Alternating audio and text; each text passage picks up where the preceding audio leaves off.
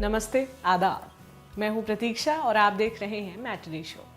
Matinee show में हमारे आज के सेगमेंट का नाम है बॉलीवुड किस्से। इसमें हम सुनाते हैं किस्से और कहानियां फिल्मों और फिल्म वालों की। पिछले दिनों हमने आपको ढेर सारी फिल्मों के किस्से सुनाए। आज बारी एक फिल्म वाले की, एक स्टार किड जिसे हिंदी सिनेमा के सबसे तेजी से उभरते सुपरस्टार के तौर पर देखा जा रहा है। एक बॉलीवुड स्टार का बच्चा जिसने अपने बचपन में घर का सामान बिकता देखा, बिस्तर की कमी में जमीन पर सोया, स्कूल में बुली हुआ, मगर जब वो बड़ा हुआ तो उसके पास आमिर खान बॉडी बिल्डिंग की ट्रेनिंग लेने पहुंचे। जब वो फिल्मों में आया तो उसके लुक से लेकर नाम तक मजाक बनाया गया, उसे ट्रांसजेंडर कहा गया। उस स्टार पुत्र का नाम है टाइगर श्रॉफ। आज हम टाइगर की वो कहानी जानेंगे जो बहुत से लोगों को नहीं पता है।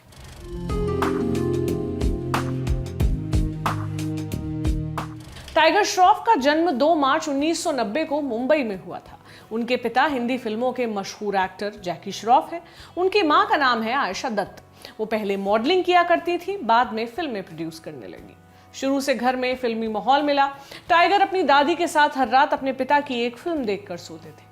टाइगर बड़े शांत स्वभाव के बच्चे थे, ज्यादा बात नहीं करते थे, अपने में रहते थे। उनकी स्कूली पढ़ाई लिखाई जुहू के बेजेंट मॉन्टेसरी स्कूल से हो रही थी, मगर एकेडमिक्स में उनका कुछ खास ध्यान नहीं था। वो स्कूल जाते थे ताकि खेलकूद में हिस्सा ले सके। जब वो 4 साल के थे तब उन्होंने पहली बार ब्रूस ली की फिल्म देखी। जब उन्होंने ब्रूस ली की स्क्रीन पर एक्शन करते देखा तो मानो उन्हें खुद को एक्सप्रेस करने का एक जरिया मिल गया। धड़ाधड़ उनकी सारी फिल्में देख डाली। इसके बाद उन्होंने खुद मार्शल आर्ट्स की ट्रेनिंग शुरू कर दी। माइकल जैक्सन का 1982 में आया एल्बम थ्रिलर देखा तो डांस करने का मन करने लगा। टाइगर अपने इंटरव्यूज में बताते हैं कि ब्रूस ली और माइकल जैक्सन का उनकी लाइफ में बहुत बड़ा रोल रहा है।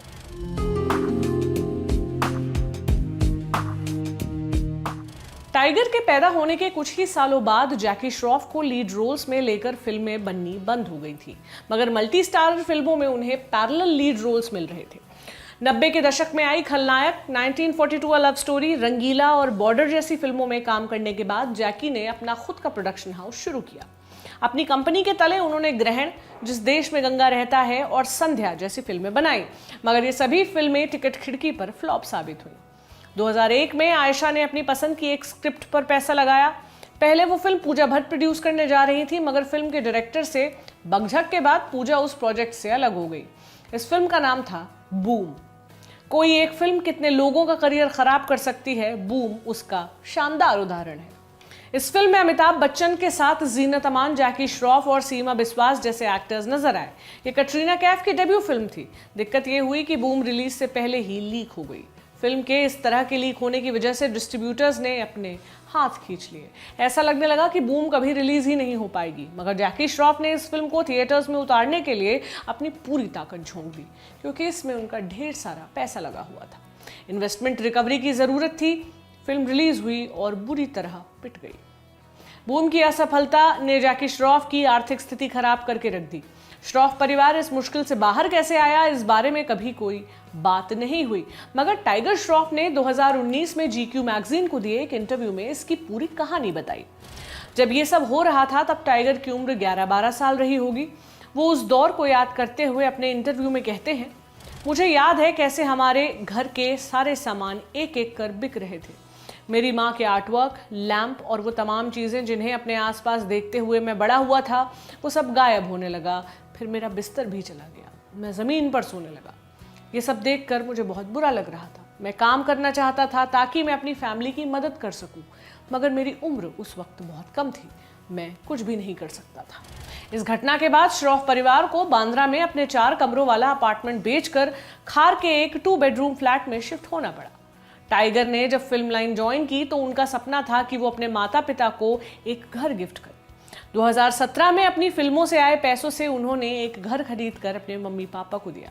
ये देख जैकी और आयशा बिल्कुल भावुक हो गए, मगर उन्होंने वो घर लेने से मना कर दिया।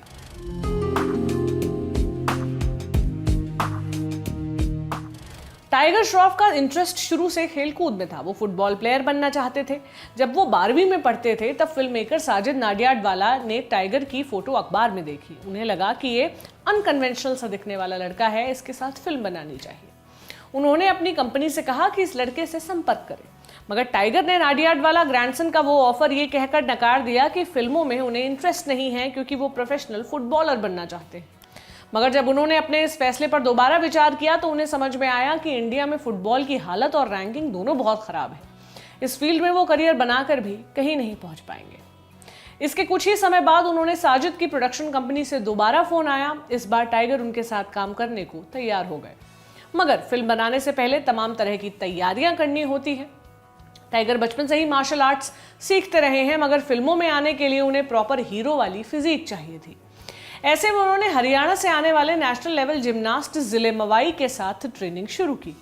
जिले ने टाइगर को 3 साल तक ट्रेन किया। 2011-12 में आमिर खान धूम 3 में काम करने जा रहे थे। इसके लिए उन्हें खास किस्म की बॉडी बनानी थी। वो टाइगर श्रॉफ के पास पहुंचे। धूम 3 में आमिर खान की जो बॉडी आपको दिखती है वो टाइगर श्रॉफ की मदद से बनी थी। इस ट्रेनिंग सेशन के दौरान आमिर और टाइगर की पटने लगी। इंटरेस्टिंग बात यह है कि धूम 3 में जैकी श्रॉफ ने आमिर के पिता का रोल किया था। एक समय ऐसा आया जब आमिर अपने प्रोडक्शन हाउस की फिल्म से टाइगर को लॉन्च करना चाहते थे, मगर नाडियाडवाला के साथ कॉन्ट्रैक्ट और बाकी कॉम्प्लिकेशंस को देखते हुए ये प्लान ड्रॉप कर दिया गया।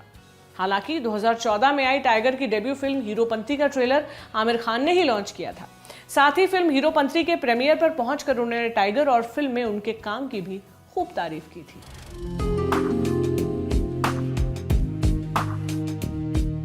हीरोपंती की रिलीज के बाद टाइगर श्रॉफ के नाम और लुक्स के बारे में खूब बातें हुई। ये कहकर उनका मजाक बनाया गया कि वो करीना कपूर की तरह दिखते हैं। लोगों ने कहा कि अपने बच्चे का नाम कोई टाइगर रखता है क्या? लोग अपने पेट्स को इन नामों से बुलाते हैं। मगर टाइगर के कान पर जूं तक नहीं रेंगी। वो अपने काम में लगे रहे, लगातार खुद के ऊपर मेहनत करते रहे। इंडस्ट्री और मीडिया में उन्हें बॉलीवुड का सबसे संस्कारी बच्चा कहा जाता है क्योंकि वो सबसे आदर से बात करते हैं। उन्हें आज तक किसी ने नाराज होते नहीं देखा। मगर हद तब हो गई जब राम गोपाल वर्मा की एक कॉल रिकॉर्डिंग लीक हो गई।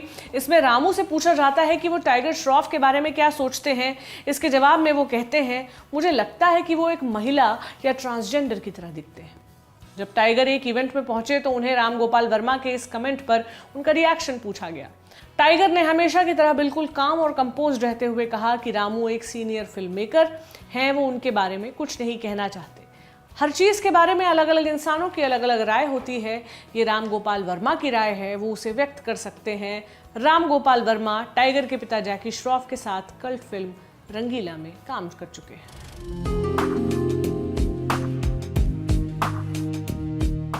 टाइगर ने अपने करियर की शुरुआत खालिस मसाला पिक्चर हीरोपंती से की। आगे वो बागी सीरीज और वॉर जैसी फिल्मों में नजर आए। लोगों को उनसे शिकायत रहती है कि वो सिर्फ एक्शन और मसाला एंटरटेनर फिल्मों में ही काम करते हैं। तमाम इंटरव्यूज में उनसे कहा गया कि वो इस तरह की फिल्मों में टाइपकास्ट हो गए हैं। उनके दौर का हर एक्टर अपनी फिल्मों के साथ एक्सपेरिमेंट कर रहा है, वो एक जैसी फिल्मों में क्यों काम कर रहे हैं?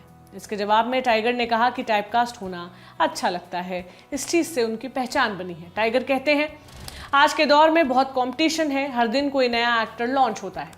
ऐसे में स्टैंड आउट कैसे किया जाए, अपनी अलग पहचान कैसे बनाई जाए? ऐसे में टाइपकास्ट होना मुझे एक अलग पहचान देता है। आप शाहरुख खान के बारे में सोचते हैं तो आपके दिमाग में किंग ऑफ रोमांस जैसा टाइटल आता है। जब आप सलमान खान के बारे में सोचते हैं तो दिमाग में भाईजान और स्वैग वाली फीलिंग आती है।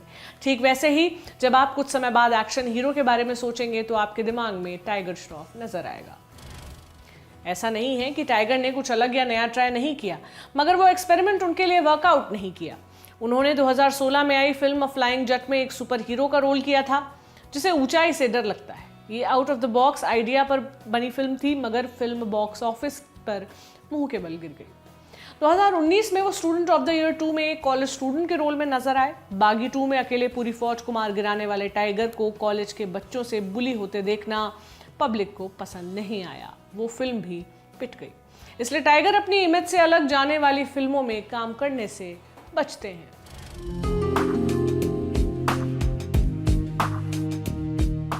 टाइगर का बॉलीवुड करियर झांफाड़ चल रहा है। वो जनरेशन के पहले स्टार हैं जिनकी फिल्म 25 करोड़ की ओपनिंग लेती है। बागी 2 का all time domestic collection 165 crore रुपए रहा था। वर्ल्ड वाइड फिल्म ने 230 करोड़ रुपए से ज्यादा कमाए। ऋतिक रोशन के साथ आई उनकी वॉर ने देश भर से 300 करोड़ रुपए से ज्यादा कलेक्शन किया। मगर अब टाइगर हॉलीवुड जाने की तैयारी में है। कुछ समय पहले उन्होंने एक शो रील बनाकर भेजा है। बकौल टाइगर उस रील को काफी पॉजिटिव फीडबैक्स मिले हैं। उसके बाद उन्हें वहां से कुछ ऑफर्स भी आए, मगर वो उस तरह के प्रोजेक्ट्स नहीं थे जो टाइगर हॉलीवुड में करना चाहते हैं। मगर जैसे ही कुछ एक्साइटिंग आता है वो जरूर उस प्रोजेक्ट से जुड़ना चाहेंगे। ये तो हो गई हॉलीवुड की बात, मगर अगले कुछ दिनों में टाइगर हिंदी फिल्म ऑडियंस के लिए भी ढेर सारा एक्शन लेकर आ रहे हैं। वो विकास बहल की फिल्म सीरीज गणपत में काम कर रहे हैं। इसके अलावा हीरोपंती 2, रैम्बो और बागी 4 पर लगातार काम चालू है। मैटिनी शो के आज के एपिसोड में इतना ही। कल फिर मुलाकात होगी, तब तक के लिए बने रहे हमारे साथ और देखते रहें लल्लन टॉप।